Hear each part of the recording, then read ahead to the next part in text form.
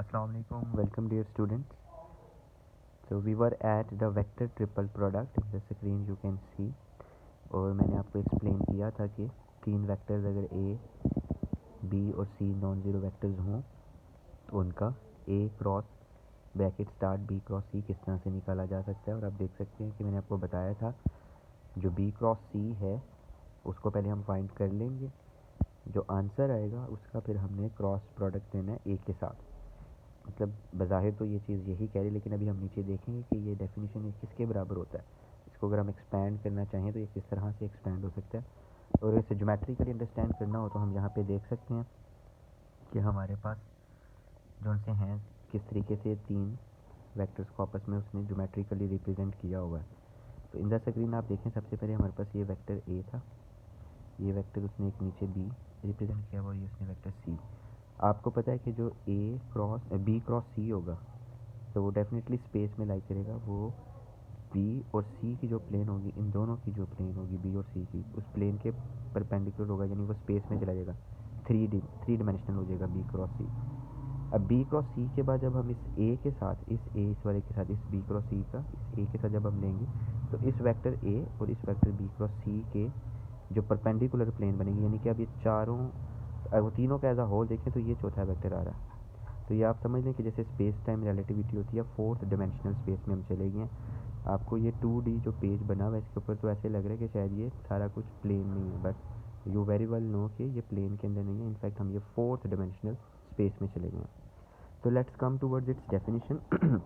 इसको डिफाइन कैसे किया गया कि आपके पास अगर एक वेक्टर ए है क्रॉस बी क्रॉस सी है तो किस तरह से आपने करना है कि ए और सी का, यानी आप ये तरतीब याद रखना है, ब्रैकेट के अंदर जो बाद में लिखा हुआ वेक्टर उसके साथ आपके पास जो ब्रैकेट के बाहर वेक्टर है उसका डॉट प्रोडक्ट लेना है, यानी ए डॉट सी लेना है पहले, उसके साथ बी को मल्टीप्लाई कर देना है, क्योंकि ये जो ए डॉट सी आएगा ये एक स्केलर होगा।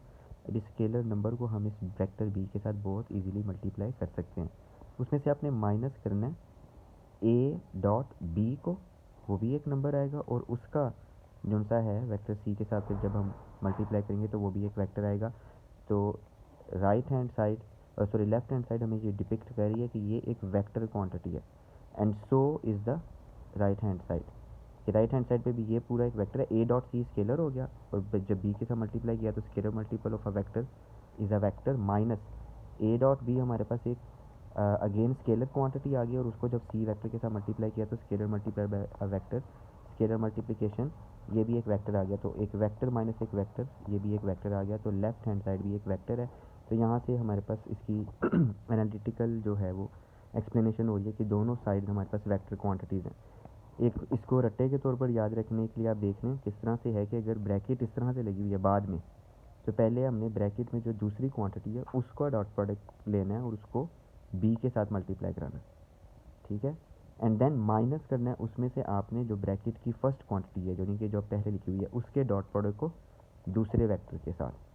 तो it must be kept in your mind. और इस तरफ आए अगर हम तो इसमें देखें ये जो सी है इसने अब अंदर जाना है, तो इसमें भी रिवर्स ऑर्डर है। रिवर्स का मतलब है कि ये पहले ए के साथ मल्टीप्लाई होगा, ए डॉट सी, एक को नंबर आएगा उसको बी से मल्टीप्लाई करें, और फिर माइनस करें बी डॉट सी को वेक्टर ए के साथ मल्टीप्लाई करा के।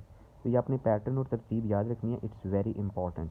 अगर हम इसकी एक एग्जांपल कैलकुलेट करना चाहें, और अब इसका जो पूरा थ्योरेटिकल प्रूफ है वो तो आप इंशाल्लाह खुद से इसको कवर अप कर सकते हैं। हम इसको एक एग्जांपल के साथ कैलकुलेट करते हैं कि अगर हमारे पास तीन वेक्टर्स हों ए बी और सी, और अगर हमने ए क्रॉस बी क्रॉस सी फाइंड आउट करना हो तो किस तरीके से हम लोग इसको फाइंड करेंगे इस डेफिनेशन के अंदर। तो मैं आपको यहाँ पे डेफिनेशन एग्जाम्पल नंबर 22 है ये शो कराता हूँ। आप देख सकते हैं कि एक वेक्टर ए है हमारे पास आई माइनस जे प्लस के,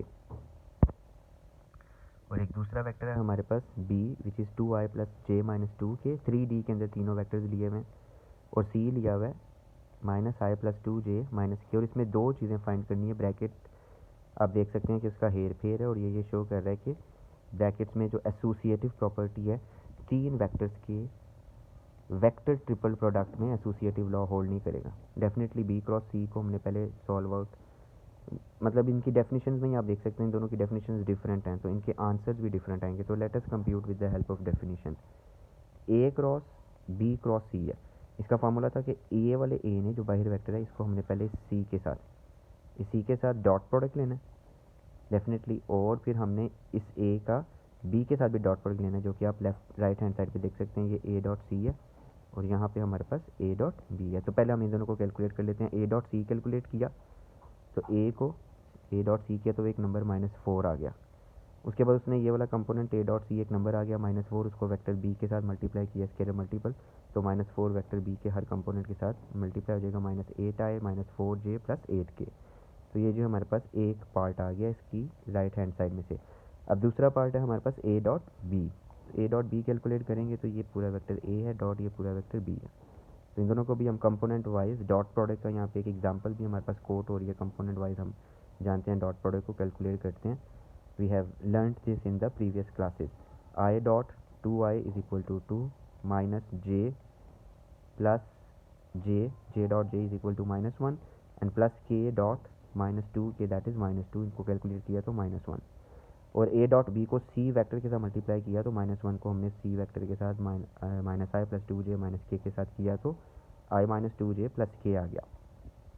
तो जब हमने इसको पुट किया इसके अंदर, इन दोनों को जब हमारे पास आ गई हैं, दो पोर्शंस बने हुए हैं, तो हमारे पास आप देखें ए क्रॉस बी क्रॉस सी जो कैलकुलेट हुआ है वो एक वेक्टर ही आया अगेन। तो आप देख सकते हैं कि जो वेक्टर ट्रिपल प्रोडक्ट भी है वेक्टर्स का, वो एक वेक्टर ही आ रहा है अगेन।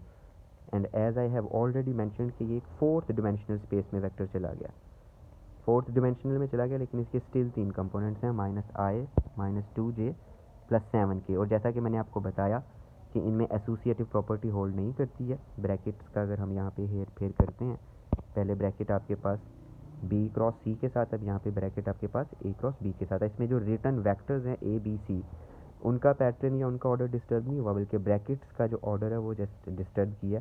लेकिन ये दोनों आंसर्स बराबर नहीं है। आप देख सकते हैं यहाँ पे जब ये हमारे पास ए क्रॉस बी क्रॉस सी कैलकुलेट किया तो वो हमारे पास ये बना है यहाँ पे -10i -2j + 6k, which shows that कि हमारे पास ये जो है दोनों डिफरेंट हैं।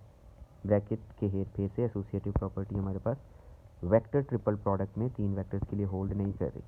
अब डेफिनेटली इनके ऊपर हम लोग डिफरेंट तरह के क्वेश्चंस कर सकते हैं वेक्टर ट्रिपल प्रोडक्ट पे और स्केलर ट्रिपल प्रोडक्ट पे। और एक्चुअली हम सीखना ये चाह रहे हैं कि वेक्टर का अलजेब्रा सिर्फ 2 वेक्टर्स तक महदूद नहीं है, 3 वेक्टर्स तक भी आ सकता है और उसके बाद 4 वेक्टर्स तक भी जा सकता है, जैसे हम आगे देखेंगे। डिफरेंट तरह के क्वेश्चंस हैं, some of the questions will be solved in the following videos. So see you in the next video. Hopefully you must have learned something. I will in the next video I will solve this theorem 1.19. See you in the next video. Please like my channel, subscribe my channel, like the videos and comment if you like. Thank you.